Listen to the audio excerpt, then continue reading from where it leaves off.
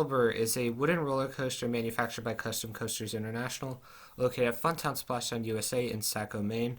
Now, I recently got the chance to ride this coaster for the very first time this past Friday, which was just 4 days ago.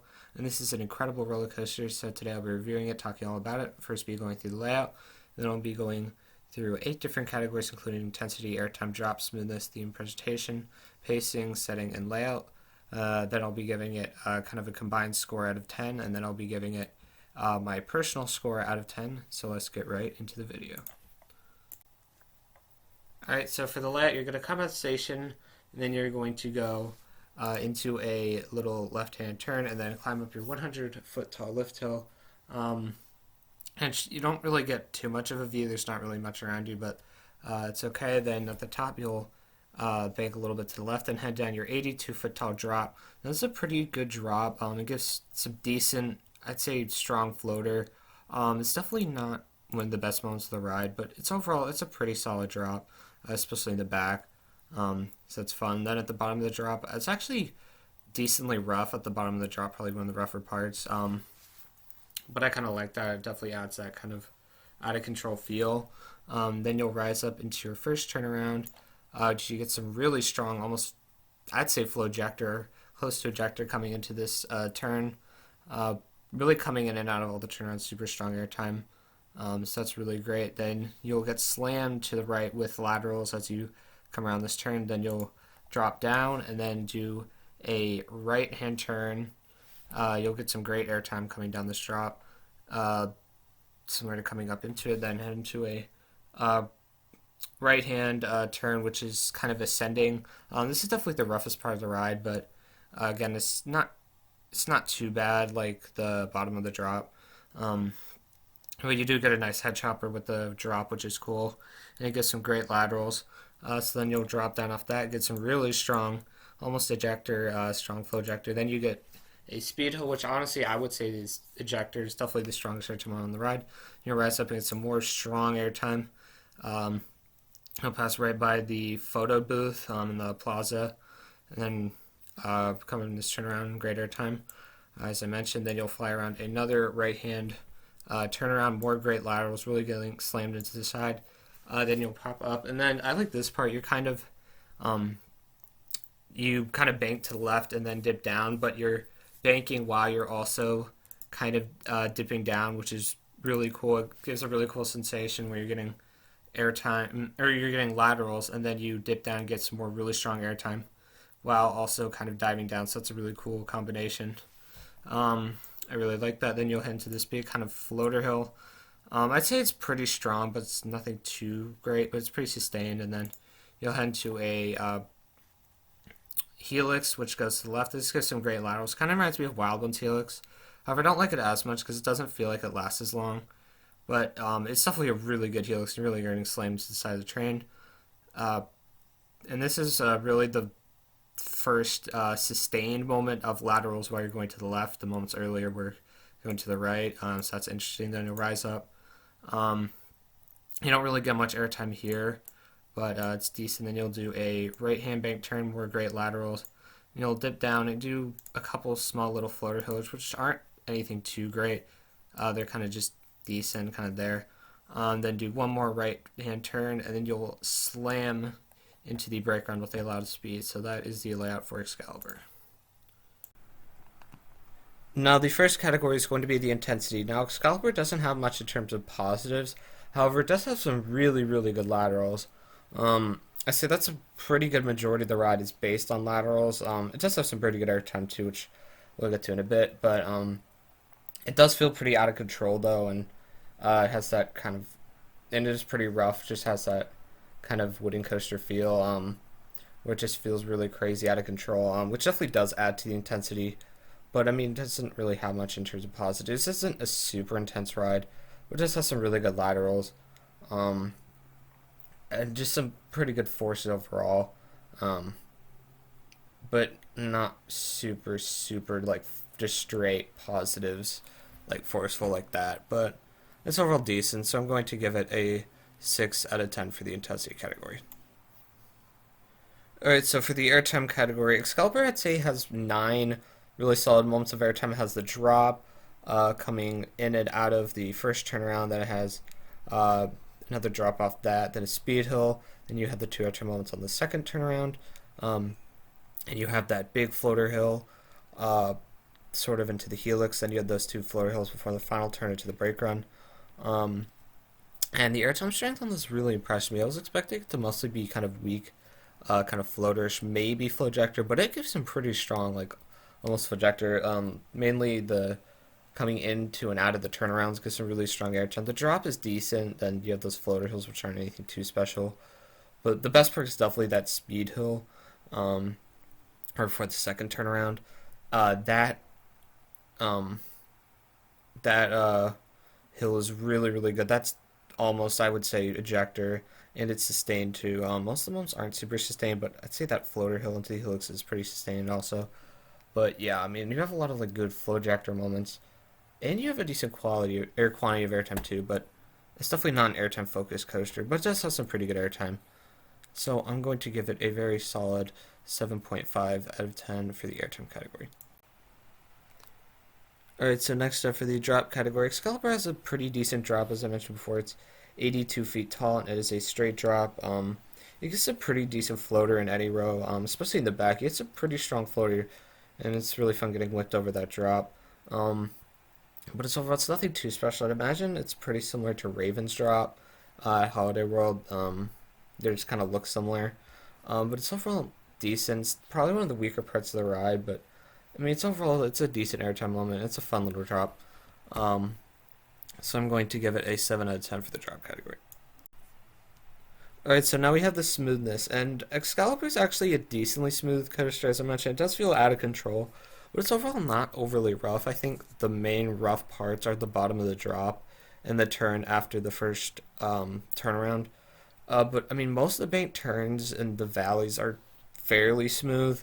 Um, I mean, you definitely are a little bit shaky, but overall, I'd say those are probably definitely the roughest parts. The roughest part overall is that turn off the first turnaround. Um, but it's nothing too bad. It's definitely smoother than ride like Grizzly or Wild One. Um, it's overall pretty solid smoothness. So it's going to get a 5 out of 8 for this category. Alright, so next up we have the theme and presentation. Let me just say, walking up to this ride is very interesting. It's way at the back of the park, so it kind of has its own little area. You walk under this kind of sign, which is cool. And overall, this ride has a sort of medieval theme. There's like different like names of like princes and stuff, and little like I guess like shield designs like on the train and stuff. And the whole station is like a castle. Um, but that's about the extent of the theming. Overall, the plaza for this ride's okay. I mean, you get some decent views of the second turnaround, and some of the hills coming off that and into it. But I mean, overall, it's nothing too crazy. It's a decent presentation, an okay theme. There's no theming during the ride though. But for a smaller park, it's decent. So it's gonna get a 2 out of 4 for the theming. Alright, so next up is the pacing category, and Excalibur is a pretty well-paced coaster. Reaches 55 miles per hour, and I'd say you're going probably at least 45 throughout most of this ride. I feel like really you definitely start to feel like you're losing speed after the helix, kind of in the second half of the ride. It isn't super fast for this final couple turns and those like smaller floater hills. Um, and I guess on the big floater hill before the helix, you kind of feel like you lose some speed, but not too much. But you fly through like those turnarounds um, and everything else. So overall, I mean, it's some pretty decent pacing. Um, it's definitely not bad for a wooden coaster. I mean, it keeps the speed pretty well, and just for a coaster in general. But it's definitely not like one of the best paced coasters I've ridden. But it does feel pretty fast, so I'm going to give it a solid 5.5 out of 8 for the pacing.